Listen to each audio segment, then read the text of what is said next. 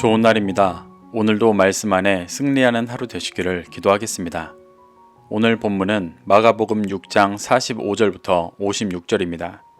오늘 본문에서는 예수님께서 바다를 걸으신 기적과 게네사렛에서 많은 병자들을 치료하신 일을 기록하고 있습니다. 이 구절들을 통해 하나님께서 무엇을 말씀하시는지 살펴보도록 하겠습니다. 45절부터 46절입니다. 예수께서 즉시 제자들을 재촉하사 자기가 무리를 보내는 동안에 배 타고 앞서 건너편 벳세다로 가게 하시고 무리를 작별하신 후에 기도하러 산으로 가시니라. 예수님은 어제 본문에서 오병이어의 엄청난 기적을 베푸신 후 즉시 제자들을 재촉해서 배 타고 벳세다로 떠나게 하셨고 예수님도 무리들과 작별하신 후에 기도하러 산으로 가셨다고 기록하고 있습니다. 큰 기적을 베풀고 그 기쁨을 함께 누리지 못하는 것이 조금은 어색해 보이기도 합니다. 마가복음에서 기록하고 있는 예수님은 주로 사역하신 후 무리들을 피해 기도하러 가셨습니다. 그 이유가 마가복음에는 구체적으로 기록되어 있지 않지만 오병이어 사건의 병행 구절인 요한복음 6장 14절부터 15절을 보면 오병이어의 기적을 베푸신 후에 무리들이 예수님을 억지로 임금으로 삼으려 했기 때문에 이러한 행동을 하신 것을 볼 수 있습니다.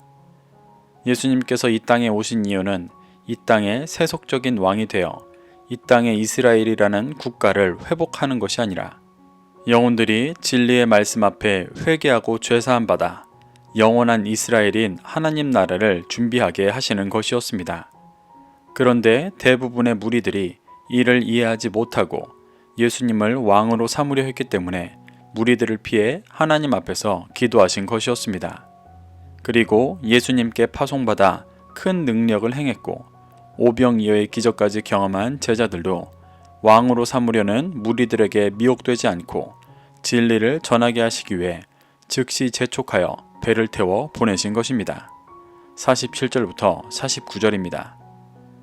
저물매 배는 바다 가운데 있고 예수께서는 홀로 무태에 계시다가 바람이 거스름으로 제자들이 힘겹게 노 젓는 것을 보시고 밤 사경쯤에 바다 위로 걸어서 그들에게 오사 지나가려고 하시매 제자들이 그가 바다 위로 걸어오심을 보고 유령인가 하여 소리 지르니 미혹을 피해 진리를 전하기 위해 나아가던 제자들은 갈릴리 호수 한가운데에서 바람을 만나 힘겹게 나아가고 있었습니다.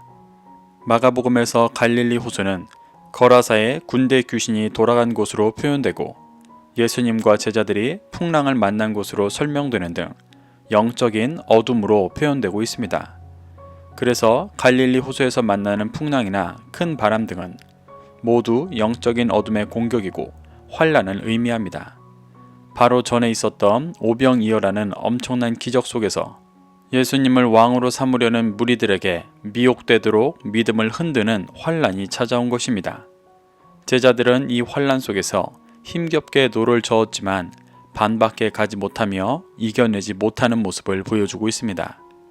홀로 뭇에서 기도하시던 예수님은 이를 보시고 밤 사경쯤에 바다 위로 걸어서 제자들에게 나아가셨다고 기록하고 있습니다. 밤 사경은 새벽 3시부터 6시 사이의 시간입니다. 이 시간은 가장 깊은 어둠이 물러가고 아침 해가 뜨는 시간입니다. 진리의 빛 되신 예수님께서 어둠과 환란 가운데 있던 제자들에게 나아오시는 모습을 표현하고 있는 것입니다. 거기에 예수님은 바다 위를 걷는 기적까지 보이시며 제자들에게 오셨습니다. 이는 단지 예수님께서 기적을 보여주시기 위해 행하시는 일이 아니라 창세기 1장 2절부터 3절에서 땅이 혼돈하고 공허하여 흑암이 깊음 위에 있을 때 하나님의 영이 수면 위를 운행하시며 빛을 비추시는 모습과 같은 것입니다. 예수님은 깊은 어둠인 바다와 섞이지 않으시고 그 위를 걸어오시며 환란 가운데 있는 제자들에게 빛을 비추시고 빛과 어둠을 나누는 일을 하시기 위해 오신 것입니다. 이렇게 극적으로 제자들에게 오신 예수님을 보고 제자들은 유령인가 하여 소리를 질렀다고 기록하고 있습니다. 이는 아직도 진리의 빛으로 오신 예수님을 알아보지 못하고 예수님만을 피난처로 삼지 못하고 있는 제자들의 모습을 보여주고 있습니다. 시편 46편 1절부터 3절에서는 하나님을 피난처 삼은 자들의 고백이 나옵니다. 시편 46편을 기록한 고라 자손은 하나님만이 피난처이시기 때문에 환난 날에 큰 도움이시고 바닷물이 솟아나고 넘쳐도 두려워하지 않는다고 고백하고 있습니다. 제자들은 예수님을 하나님이라 여기며 환난 날에 큰 도움이시고 유일한 피난처라고 믿지 못했기 때문에 바람이라는 환난을 만났을 때 예수님을 찾고 의지하지 않았고 오히려 수면 위에 운행하시며 빛으로 오신 예수님을 유령이라고 불러 알아보지 못하는 모습을 보여주고 있습니다. 50절부터 52절입니다. 그들이 다 예수를 보고 놀람이라. 이에 예수께서 곧 그들에게 말씀하여 이르시되 안심하라 내니 두려워하지 말라 하시고 배에 올라 그들에게 가시니 바람이 그치는지라. 제자들이 마음에 심히 놀라니 이는 그들이 그 떡 떼시던 일을 깨닫지 못하고 도리어 그 마음이 둔하여 졌음이러라. 예수님은 자신을 유령이라고 부르며 놀라는 제자들을 보고 책망하시거나 실망하지 않으시고 내니 두려워하지 말라고 말씀하시며 안심시켜 주셨습니다. 여기서 놀라다의 원어 타라소는 불안하게 하다, 뒤흔들다 라는 의미로 그 마음이 매우 동요하는 상태를 말하고 있습니다. 이 모습은 빛으로 오신 예수님을 온전히 신뢰하지 못하고 세상의 환난 가운데 불안해하며 동요하고 있는 마가복음의 1차 독자인 로마의 그리스도인들의 모습이기도 했고 이 땅의 미혹에 흔들리는 많은 그리스도인들의 모습이었습니다. 예수님은 이런 제자들에게 내니 두려워하지 말라고 말씀하시며 안심시켜 주셨습니다. 예수님은 어둠에 빛을 비추시고 구원하시는 자신을 드러내신 것입니다. 그러자 바람이 그쳤고 제자들의 마음이 심히 놀랐다고 기록하고 있습니다. 여기서 놀라다의 원어는 엑시스테미로 그 어원적 의미가 어떤 물건을 밖에 두다라는 뜻입니다.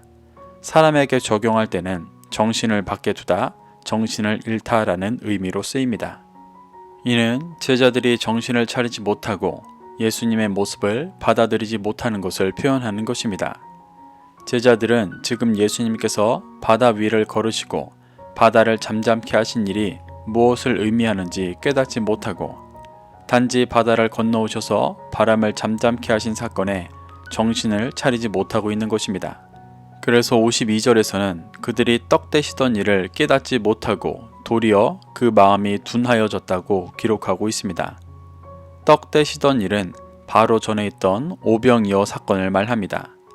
예수님께서 오병이어의 기적을 일으키신 이유는 목자 없는 양같이 각자의 소망을 품고 예수님께 나온 무리들에게 만나와 같은 진리의 말씀을 먹여 영원한 하나님의 나라를 준비하게 하시기 위한 것이었고 그중 12광주리를 남겨 제자들로 하여금 진리의 말씀을 먹이는 자가 되게 하려 하셨던 것이었습니다. 하지만 제자들은 그 의미를 깨닫지 못하고 그 기적 자체에만 마음이 빼앗겨 도리어 둔하여진 것입니다. 제자들은 환호하는 군중들을 급히 떠나게 하셨던 예수님의 뜻과 그 기적 후에 찾아온 환난의 의미를 깨닫지 못하였고 바다를 걸어오신 예수님의 의미도 더욱 깨닫지 못하고 있습니다. 제자들이 이러한 마음이었기 때문에 예수님을 유일한 구세주요 피난처로 삼지 못하고 유령처럼 여긴 것입니다. 53절부터 56절입니다. 건너가 게네사렛 땅에 이르러 대고 배에서 내리니 사람들이 곧 예수신 줄을 알고 그 온 지방으로 달려 돌아다니며 예수께서 어디 계시다는 말을 듣는 대로 병든 자를 침상째로 메고 나아오니 아무데나 예수께서 들어가시는 지방이나 도시나 마을에서 병자를 시장에 두고 예수께 그의 옷가에라도 손을 대게 하시기를 간구하니 손을 대는 자는 다 성함을 얻으니라.